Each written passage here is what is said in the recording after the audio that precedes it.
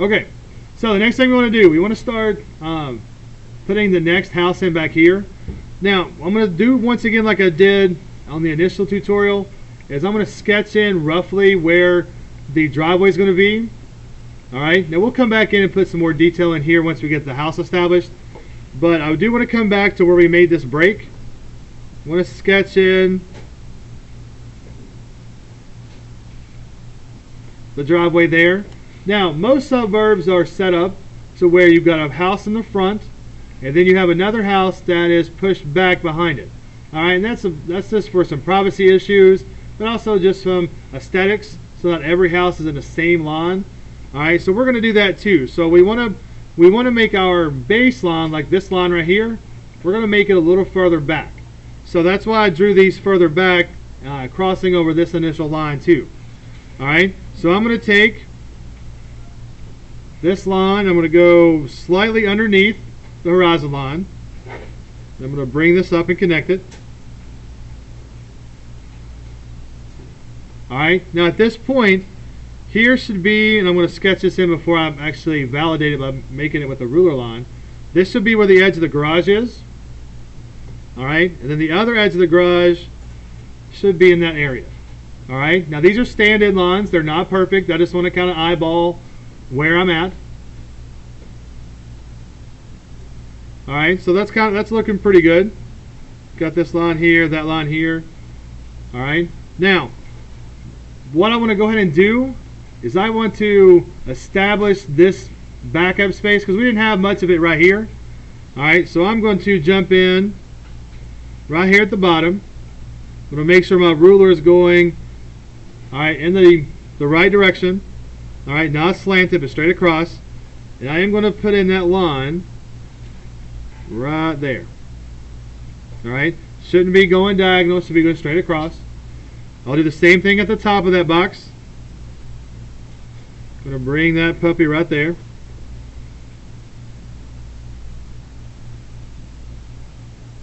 Alright, so that's basically this original box here that we drew in the foreground. Alright, put it back here in the middle ground. Now, at this point, let's go ahead and do a little sketching. Alright, because I like some technical stuff, but I also want to get you used to kind of sketching some ideas in. Now that you know how this works, so little sketch there. Alright, that separates the top part. Then I'm going to set that A-frame right there. Alright, and then this is going to go back in space. Alright, now, just as we did this eave of the A-frame, we do want this to break that edge of the house. So that initial box that we drew in, so I'm going to bring the overhang over. Then I'm going to push that back just a little bit. Y'all see what I'm talking about? Alright, so this was the original box. Alright, but the A-frame extends past that and then draws back in space. Just like we did here, the original box was right there. Alright, but we had to break that plane and come across for it to actually sit outside our garage.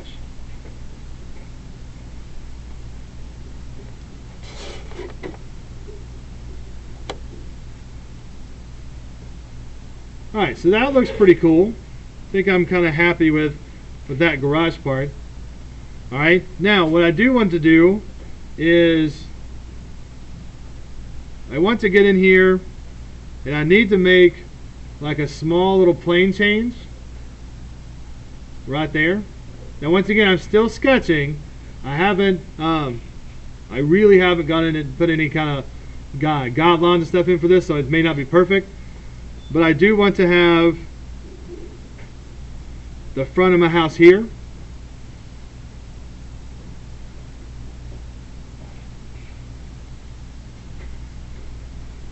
Okay, so that's looking pretty cool so far. So I'm going to take a second, and I know we've sketched it in, but I want to go make sure that we just replicate this right here.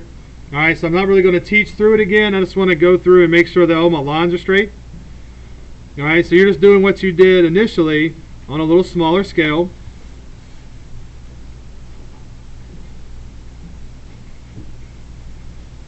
You're going to tighten up some lines. Some of this may change a little bit because it'll be a little bit more precise now.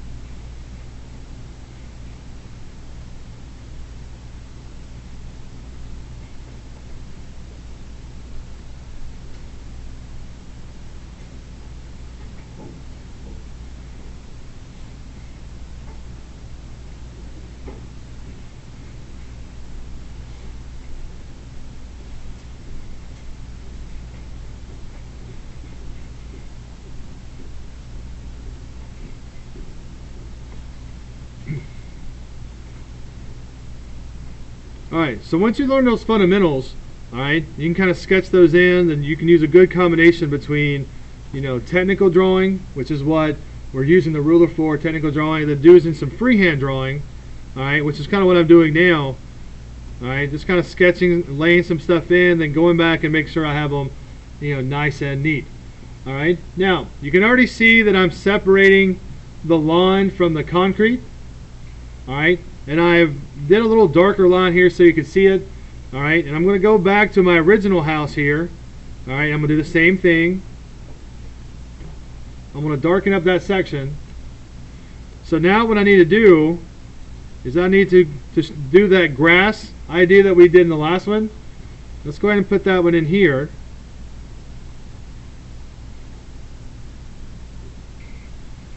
Make sure that the grass is on all the edges so you can see that texture.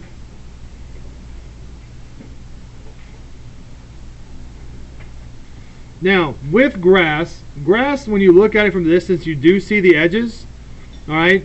But most of the color, alright, or most of the value of grass, alright, really is just color changes, value changes, with a little bit of texture. Alright, you don't have to draw every blade of grass. Alright, you can trick the eye if you do a good job of edges and blending to make that look nice and textured. So see how I'm changing my pencil a little bit as I get into these areas? Still building up the value. There might be a small little hill here. It's going to have a little darker connotation to it. Alright, that's a little heavier pencil. Getting these edges still nice and crisp. But then I'm blending those colors in, so that starts making, alright, my little grassy area there. Now I'll do the same thing back here in the background. Now, right now, our subdivision is kind of stale. Alright, so I want to put in a tree. Alright, now this is where that good use of technical drawing and then freehand drawing comes into play. So if this is nice and technical and it's nice and sturdy, then what I do with my trees back here, whether it be one tree or multiple trees, alright, they look so much more awesome because they're organic or amorphic shapes. Alright, they don't have a lot of structure to them, whereas these do. So you get that good contrast between the two. Alright, now I'm going to kind of do, since they're far in the distance, I'm not going to do the trees like super heavy. Alright, I am putting in some texture to it just by quickly and very fast just scribbling that in.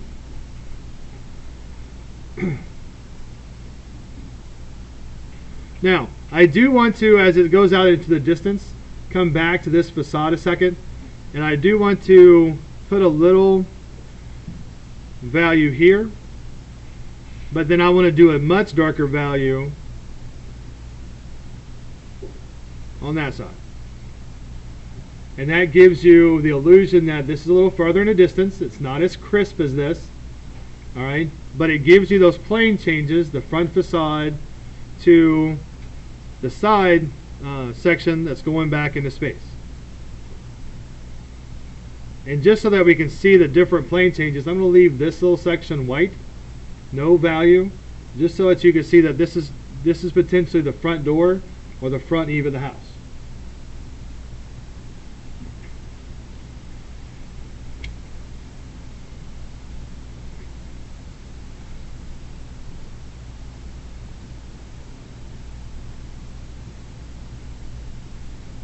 Alright, so kind of looking and observing my side of the street here. Man, I could do so much more here in this corner. Alright, so first thing I'm going to do is I'm going to go ahead and identify where my grass area is. Alright, I know I got a garage, but most front houses you have this side entrance too.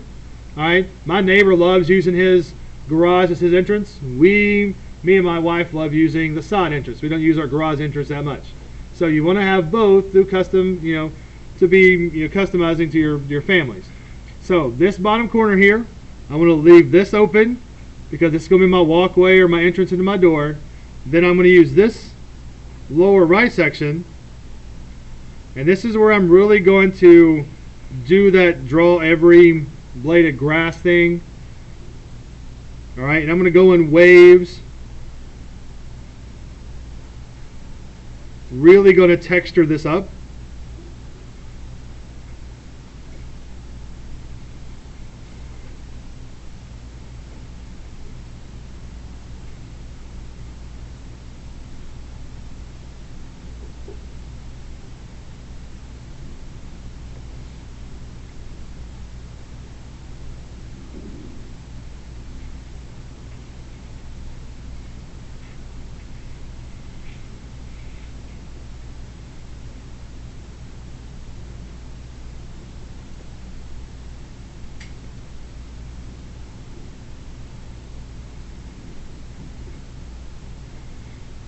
Now, to kind of make this a little bit more organic, all right, I could go in here and use my ruler and sketch out every line for the sidewalk, but I've observed lots of sidewalks and cracks in sidewalks.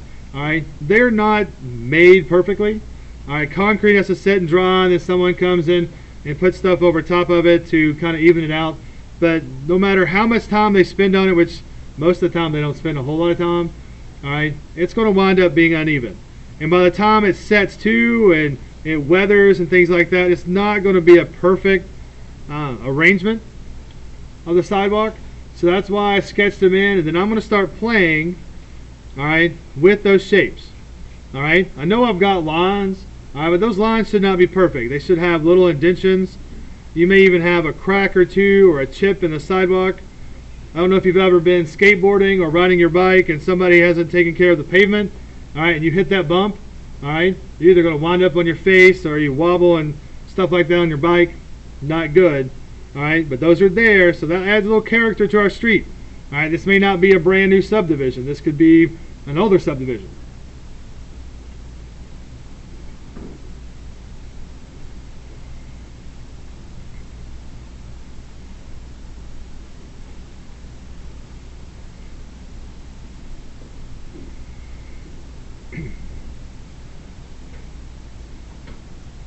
Okay, so this is our little grassy knoll here. All right, now what I want to do is I want to go ahead and start making the left hand side of our piece. All right, and to do that we're going to have to take up a lot of space with our cars, because I do want to put a car here and I want to put a secondary car there. Now, what is the one thing that I'm missing from our drawing right here?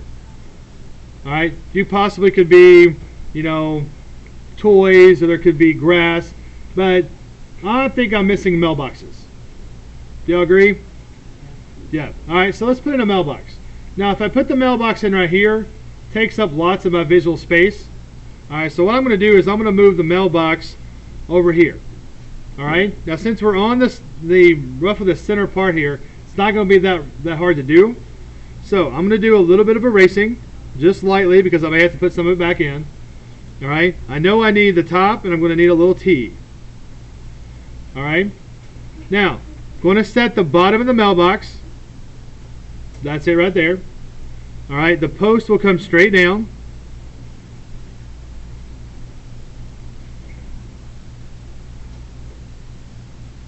Then I'm going to make the side. Once again, I'm sketching. I'm not really using my ruler because it's not super large, so I really don't need a whole lot of lines there. As long as I can hold a good square, pretty good at that point. All right. Now I am going to put the mail flag up. Maybe the mailbox guy hasn't come yet.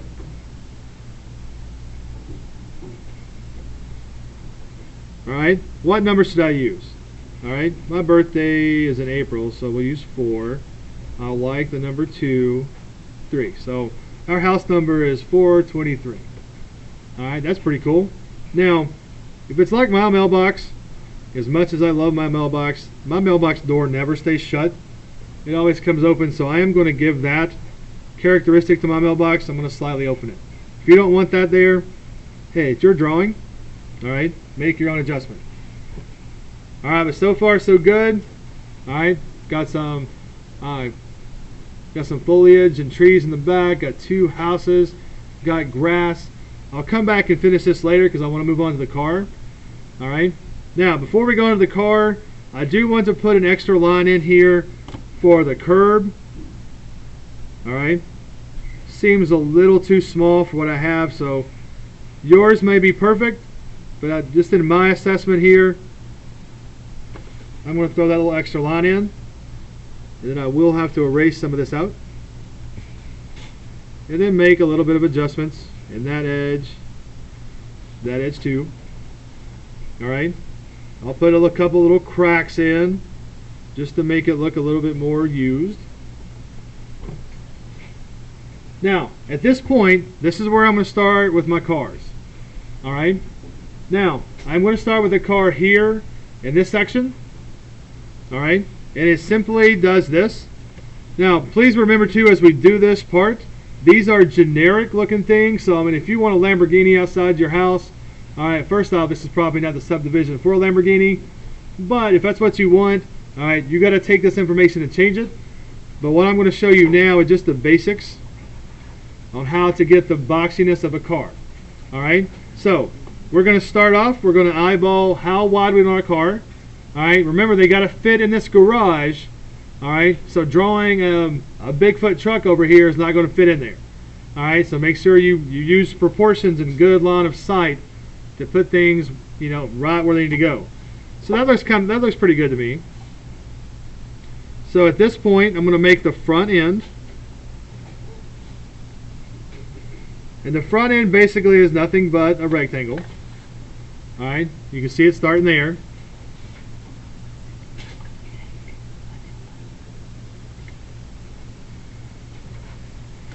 Alright, I'm going to make that rectangle there.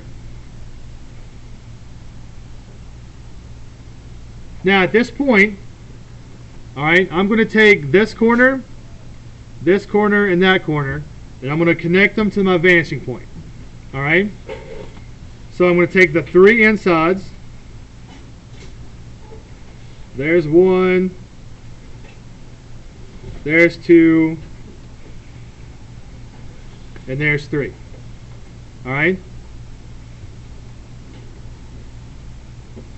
now at this point it kind of looks like a huge French fry being pulled down into the vanishing point. Alright, now remember, this is just the body of the car. We haven't even started working on the cab yet, alright, or the wheels.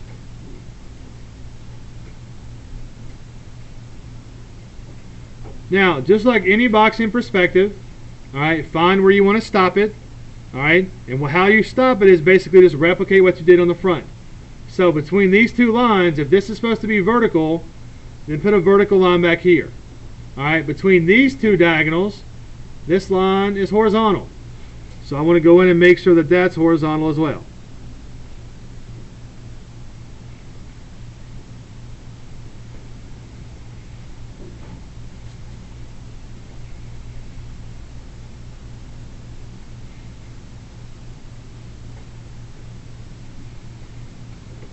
Now, we're going to come back a little bit, because if you know anything about cars, you got to have a place for an engine. So I'm going to move back just a little bit, and I'm going to put in a horizontal line right there. And then I'll start building the cab.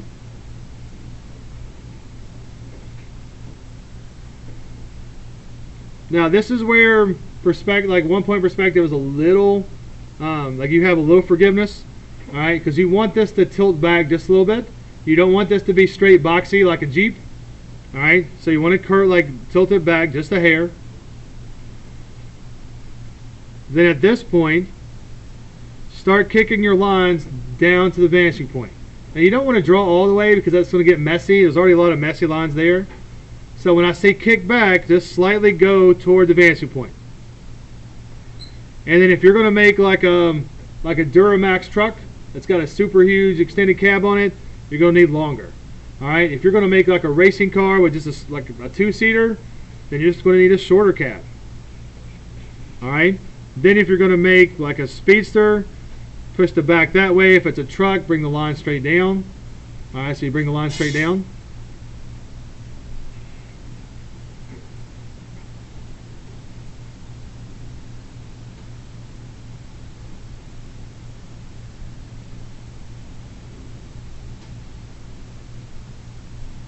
Now at this point, this is where you get to go in and start adding a little bit of detail. So we're going to take a small break. Go ahead and start adding detail to your car.